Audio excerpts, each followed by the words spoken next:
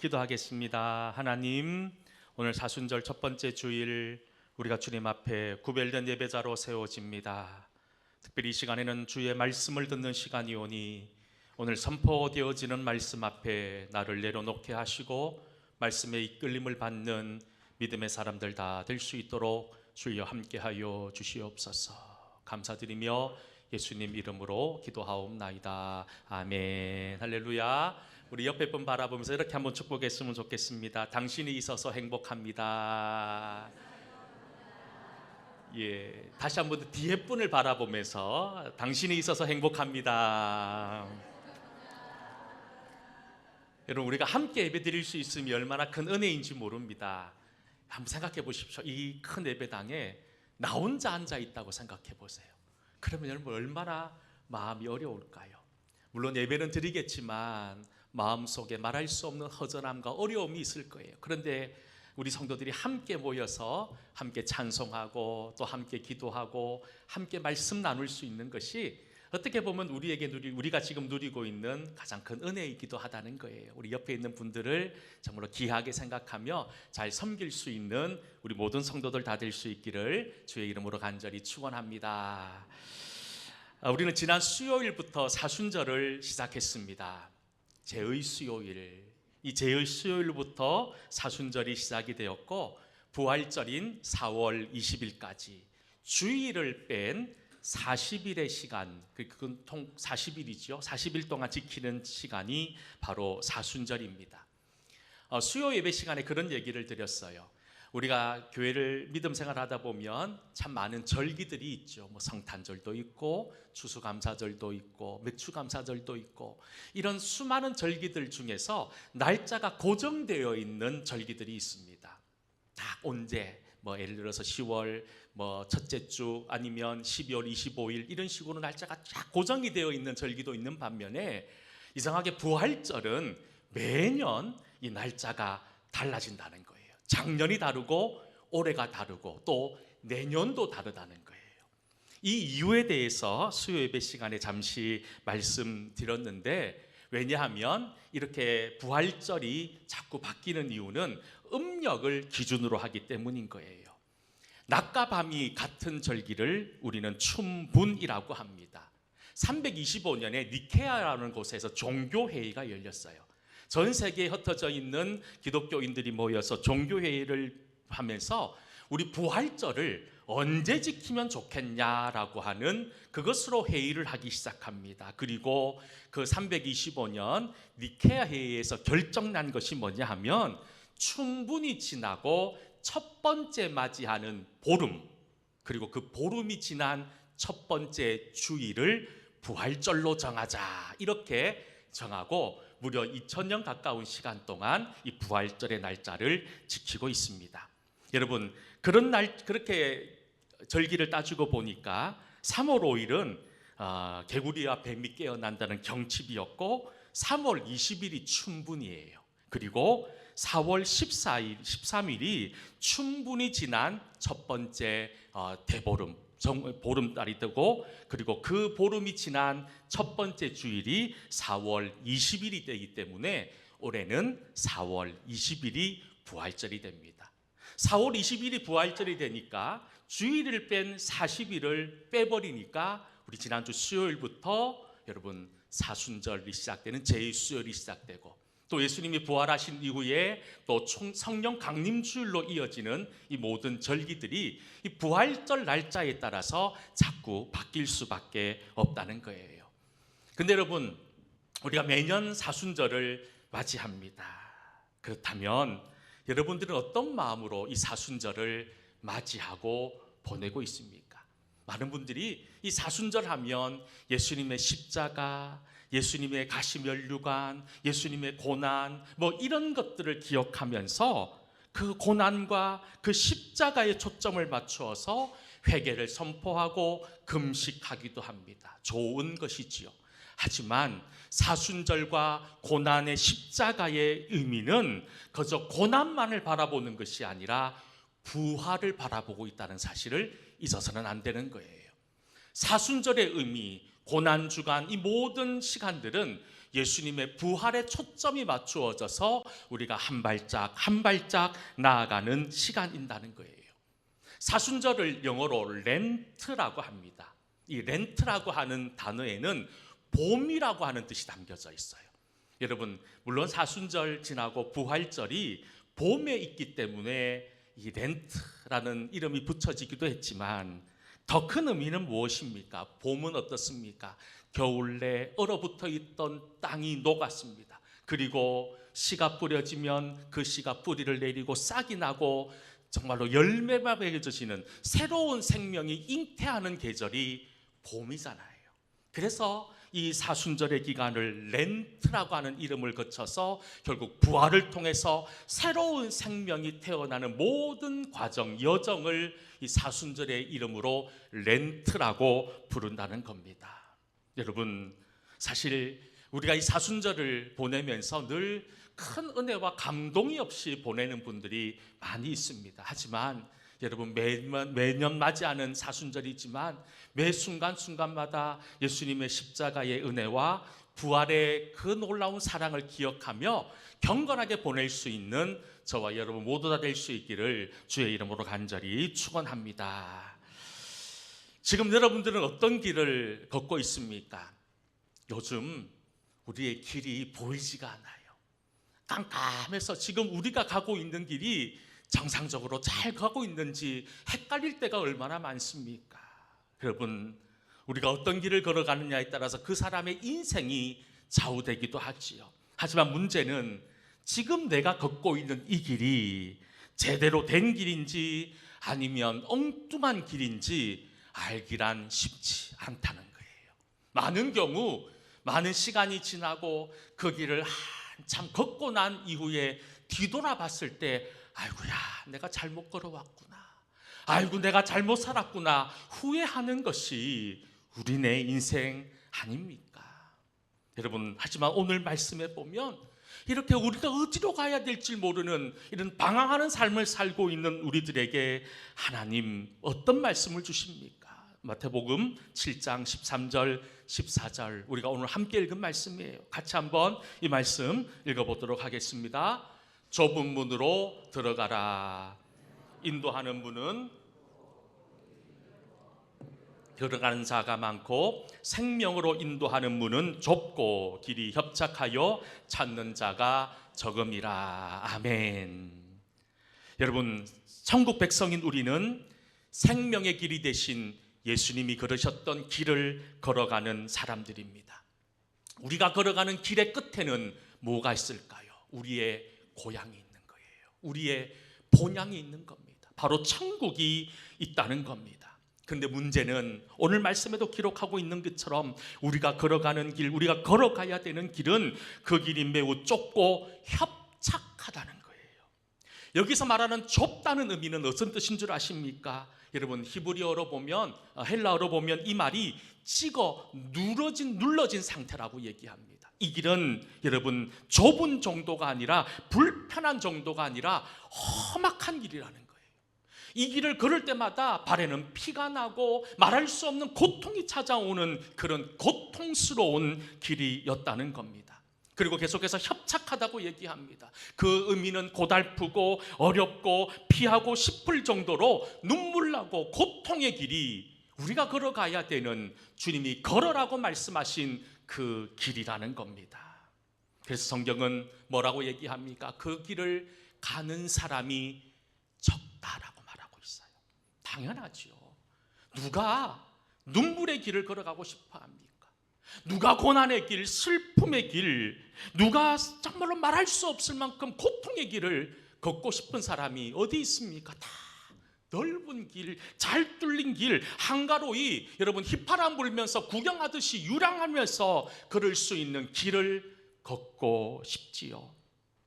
오늘 함께 읽었던 마태복음 7장 23절 14절 말씀에 제가 설교를 준비할 때 한 번씩 늘 읽는 말씀 가운데 유진 피터슨이 쓴 메시지 성경이라는 곳에 보면 이 구절의 말씀을 이렇게 풀이하고 있습니다. 제가 한번 읽어드릴게요. 하나님께 이르는 지름길을 찾지 마라. 세상에는 여가를 활용하는 것만으로도 성공하는 인생에 이를 수 있다고 말하는 쉽고도 확실한 공식들이 넘쳐난다. 대다수 사람들이 그런 말에 속겠지만 너희는 속지 말라. 생명 곧 하나님께 이르는 길은 정신을 바짝 차려야 갈 수 있는 힘든 길이다라고 말씀합니다. 정신을 바짝 차리고 있어야 되는 거예요. 그냥 유랑하듯이 그냥 여러분 놀면서 걷는 것처럼 그러면 안 된다는 거예요. 여러분, 제가 이 유진 피터슨의 메시지 성경에서 눈에 들어온 구절이 뭐냐 하면 하나님께 이르는 지름길을 찾지 말라는 겁니다. 많은 사람들은 빨리 가는 길을 찾으려고 합니다. 쉽게 가는 길을 찾으려고 합니다. 그런데 여러분, 천국 길은 그렇지 않다는 거예요. 쉽지 않다는 거예요. 어렵다는 거예요. 누구나 지름길, 빠른 길, 편한 길을 원하지만 주님이 원하는 길, 우리가 걸어가야 되는 길은 그런 길이 아니라는 겁니다. 특별히 여러분, 오늘 우리에게 주시는 말씀을 잘 보십시오. 다시 한 번 더 주님은 우리에게 쉬운 길, 넓은 길이 아니라 좁은 문, 좁은 길로 가라고 말씀합니다. 왜냐하면 그 길이 생명으로 인도하는 문이고 구원의 길이기 때문이라는 겁니다. 그리고 우리 예수님께서 그 길을 직접 걸으셨다는 거예요. 여러분, 사실 우리는 본능적으로 쉬운 길을 찾을 수밖에 없는 존재들입니다. 본능적으로 편한 길을 걸어가려고 합니다. 하지만 주님은 아니라는 거예요. 지금 우리가 걷고 있는 길, 내가 걷고 있는 길이 쉬운 길인지 먼저 살펴보라는 겁니다. 여러분, 우리의 길은 비록 힘들고 어려운 길이라고 하더라도 그 길을 묵묵히 걸어가야 될 책임과 사명이 있다는 거예요. 성경에 보면 가장 대표적인 사람이 누구였을까요? 구약에 보면 모세가 있습니다. 모세에게는 두 가지 길이 있었습니다. 첫 번째 길은 바로의 아들, 왕자로서 편안하게 지낼 수 있는 길이 있었습니다. 그 길은 편안하고 보장된 길이었습니다. 하지만 또 다른 한 길은 내가 하나님의 선택받은 민족이라고 하는, 내가 그리스도인이라고 하는 그 사명을 가지고 고난의 길, 그리고 하나님의 만족과 함께 정말로 주님의 영광을 드러내며 걸어가야 됐던 그 길, 고난의 길, 이 두 가지의 길이 있었다는 거예요. 여러분, 모세는 어떤 길을 선택합니까? 히브리서 11장에는 믿음의 조상들에 대한 이야기들이 나오는데 모세에 대해서 이렇게 말씀합니다. 함께 읽어볼까요? 히브리서 11장 24절부터 26절까지 말씀입니다. 믿음으로 모세는 장성하여 바로의 공주의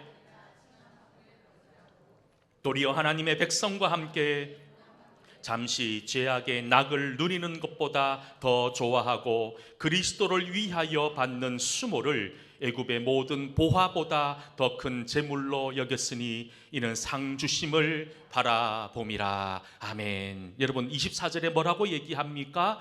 믿음으로 모세는 장성하여 바로의 공주의 아들이라 칭함받기를 거절했다는 거예요.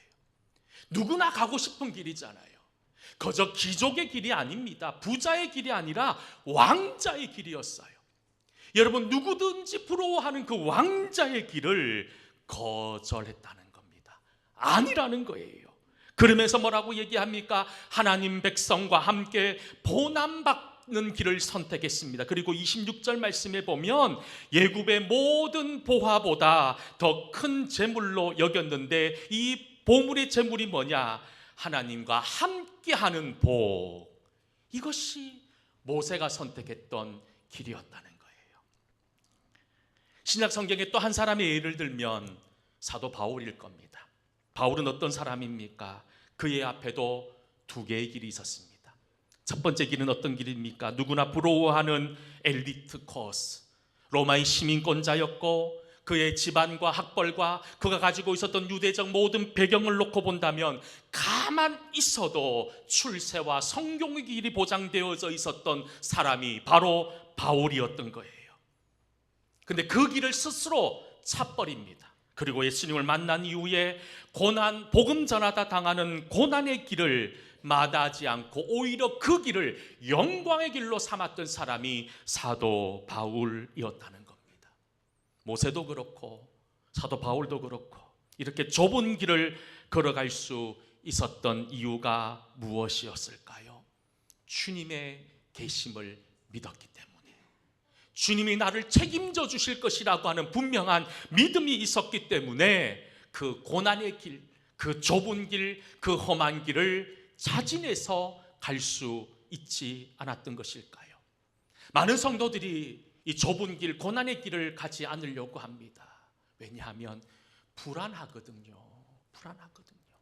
주님이 계신다고 하는데 마치 내가 이 고난의 길을 걸어갈 때 그저 나만 고생하다가 끝날 것 같은 두려움, 우리에게 천국이 있다고 하는데 천국이 없을 것 같은 두려움, 여러분 그 두려움 때문에 우리가 주저하는 거잖아요.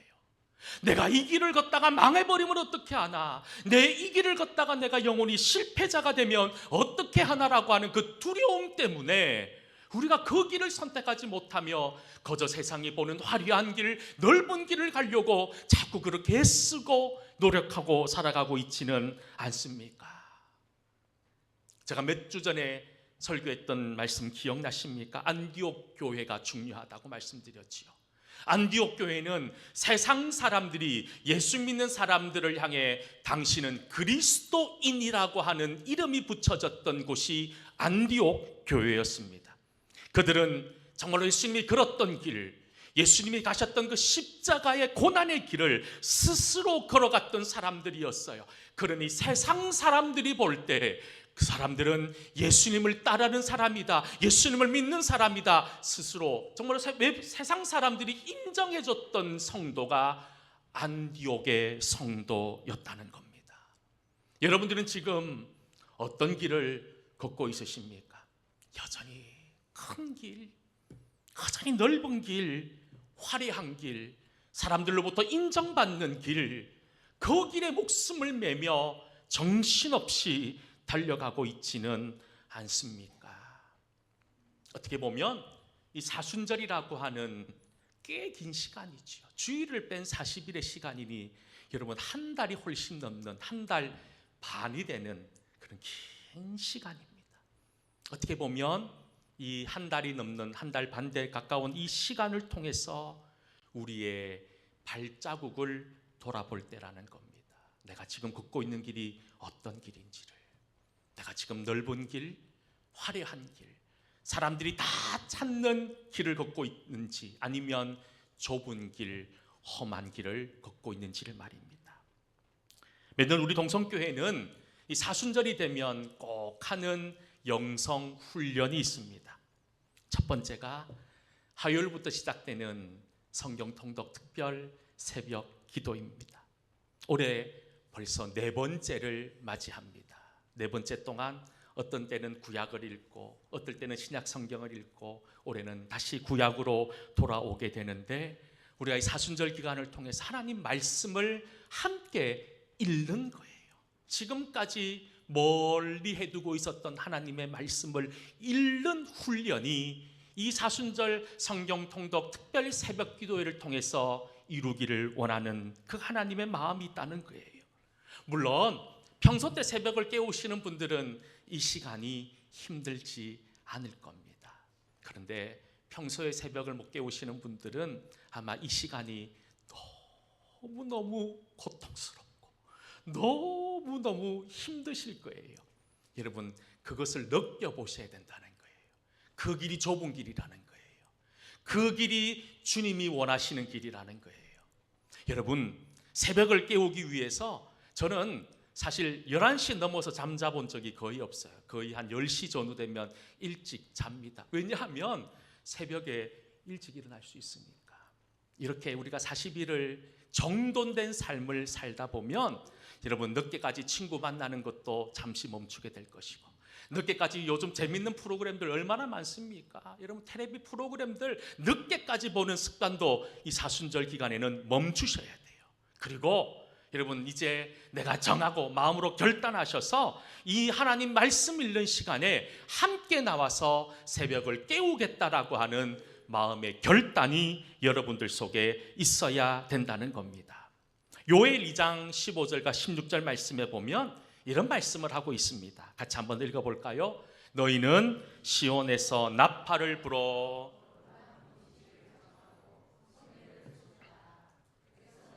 그 모임을 거룩하게 하고 장로들을 모으며 어린이와 젖 먹는 자들을 모으며 신랑을 그 방에서 나오게 하며 신부도 그 신방에서 나오게 하고. 요엘 선지자가 무너진 이스라엘 백성들을 회복하기 위해서 금식일을 선포합니다. 그러며 다 나오라고 얘기합니다. 누구든지 다 나오라고 이야기합니다. 사실 이 요엘 선지자의 마음이 저의 마음이에요. 저의 마음이에요. 늘 그런 마음이 있습니다. 사순절 이 특별 새벽 기도 때 주일 예배만큼 나왔으면 좋겠다. 이런 마음이 늘 있어요. 늘 있어요. 그래서 어떻게 하면 성도들이 좀 더 나올 수 있을까? 한 사람이라도 더 나와서 은혜 받을 수 있을까? 어떻게 하면 한 사람이라도 나와서 주의 말씀 읽고 변화될 수 있을까? 여러분, 이것 고민하는 사람이 목사잖아요. 목사잖아요. 요즘 제가 뭐 놓고 기도하는 줄 아십니까? 하나님, 우리 성도들 이 사순절 특별 새벽 기도를 통해서 삶이 바꿔지게 해달라고 기도하고 있습니다. 모이는 일에 힘쓰는 자들이 될 수 있게 해달라고 기도합니다. 여러분, 물론 하다 보면 한두 번 빠질 수 있어요. 당연하죠. 빠질 수 있어요. 그렇지만 여러분, 빠졌다고 포기하기보다는 오늘 빠졌으니 내일 임할 하나님의 은혜를 기억하며 여러분, 기쁨으로 동참할 수 있어야 되지 않을까요? 우리 옆에 분 바라보면서 이렇게 한번 인사합시다. 새벽 기도 있다 만납시다. 반응이 별로 안 좋은데. 예, 다시 한 번 더 옆에 분 바라보면서 우리 특별 새벽 기도회 때 만나요. 한번 하십시다. 예, 우리 만납시다. 예, 목사 만나는 게 아니고 하나님 만나는 거예요. 하나님 만나기 위해서 나오는 시간입니다. 우리가 새로워지는 시간이거든요. 저렇게 떨리는 마음으로 참여할 수 있기를 축복합니다. 또 교회가 하나 하는 것이 있습니다. 그것이 뭐냐 하면 한샘치고 헌금입니다. 처음에 이걸 하려고 하니 이 저항이 만만치 않았어요. 목사님, 이걸 왜 해요? 이걸 왜 해야 되지요? 이렇게 반문하는 성도들이 꽤 많았습니다. 그런데 이제 한 4번 정도 이렇게 오랫동안 하다 보니 많은 성도들이 이 일에 동참합니다. 그리고 우리가 이 모아진 헌금을 가지고 우리가 헛짓 쓰지 않습니다. 정말 요즘 우리 영천 주변에만 보더라도 출석하는 분들이 10명도 채 안 되는 작은 교회들이 너무너무 많아요. 그 목사님들이 너무너무 힘들어요. 교회에서 사례도 제대로 못 받으시고 지쳐있는 목사님들, 우리가 매년 한 5개 교회, 6개 교회 이렇게 선택해서 가서 정말 부끄럽지만 얼마 되지 않는 물질이지만 목사님께 이렇게 전달해 드리고 오면 목사님이 너무너무 감사하다고 저한테 인사를 하는 거예요. 제가 오히려 더 부끄럽습니다. 우리가 그 감사 인사 들어야 될 사람들이 아닌데 더 많이 못 드리는 것에 대해서 늘 불편하고 죄송한 마음으로 그런 목사님들을 대하고 있더라는 거예요. 그리고 성도들 가운데서도 어렵게 살아가는 성도들이 많이 있습니다. 이 한샘치고 헌금은 지난주 광고 시간에도 말씀드렸지요. 말 그대로 한샘치고예요. 맛있는 통닭 한번 사 먹은 셈치고, 가족들과 외식 한번 한 셈치고, 요즘 홈쇼핑에서 물건 한번 한 셈치고 대신 하나님께 드리는 겁니다. 그리고 이 드림으로 주의 사랑을 전하는 일에 우리가 함께 동참하는 거예요. 올해도 여러분 좀 많이 동참하셔서 많은 교회들 또 힘들어하는 성도들을 돕는 일에 우리가 온 성도들이 함께 마음을 모으는 그런 은혜가 있기를 다시 한 번 더 간절히 소망합니다. 그리고 또 한 가지, 어떻게 보면 이것이 가장 중요한 것일 수 있습니다. 오늘 주보에 보면 새생명축제 전도 대상자 작성 카드를 한 장씩 넣어드렸습니다. 4월 20일 부활절 날 우리가 총동원 주의를 가집니다. 주님을 알지 못한 채 죽어가는 영혼들, 예전에는 열심히 신앙생활했는데 이런저런 일들로 인하여 낙심하고 교회를 떠난 성도들, 그 영혼들을 이 부활절 생명의 날에 초청해서 함께 예배드리는 시간이에요. 여러분 주변에 보면 그런 사람들이 왜 없습니까? 여러분들의 자녀들, 여러분들의 부모들, 여러분들의 친척, 여러분들의 가까운 이웃들, 여러분 주님을 알지 못해 죽어가는 사람들이 넘쳐난다는 거예요. 여러분 우리가 그분들을 부활절에 초청하는 겁니다. 그리고 주의 사랑을 함께 나누는 거예요. 나눠보자는 거예요. 여러분, 이 일에도 여러분 사실 참 힘든 게 나는 아니지, 나는 안 할 거야, 스스로 마음에 부정적인 생각을 가지고 있는 분들이 있습니다. 그러면 안 되는 거예요. 여러분, 이제 예배가 설교가 끝나고 난 다음에 이 작정하는 시간을 가질 겁니다. 그렇다면 여러분, 모든 성도들이 동참하십시오. 한 명의 예배자도 없습니다. 다 동참하셔서 그분이 비록 4월 20일 부활절날 못 나온 손치다 하더라도 우리가 그 적은 이름을 놓고 기도하고 돌아오기를 사모한다면 하나님 놀라운 역사로 우리에게 기적을 베풀어 주지 않으시겠습니까?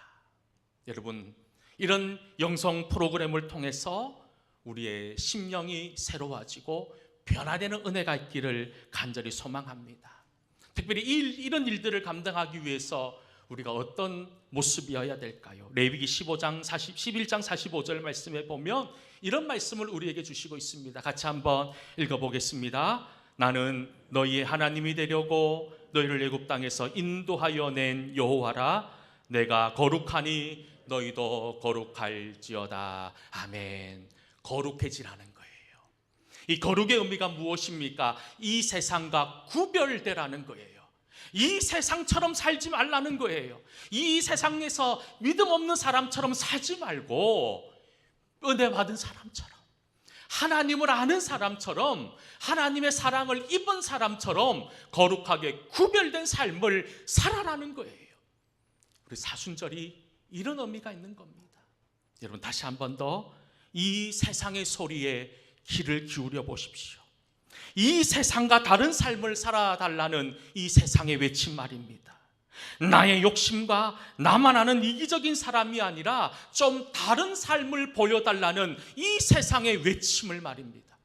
저는 동성계 성도들이 이 사순절 기간을 통하여 잃어버린 거룩함을 회복하고 하나님 앞에 구별된 인생을 살아가는 그런 복받는 인생 다 될 수 있기를 주의 이름으로 간절히 축원합니다.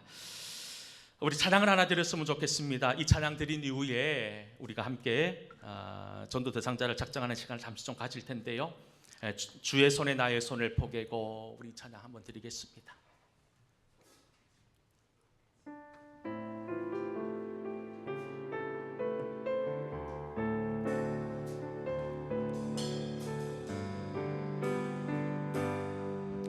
보여 날 정결케 하고 주 보여 날 자유케 하니 주 앞에 나 예배하는 이 시간 나의 모든 것을 주께 드리네. 주의 손 날 위에 지키셨네. 주의 발 날 위에 박히셨으니 이제는 내가 사는 것이 아니요 오직 주를 위해 사는 것이라.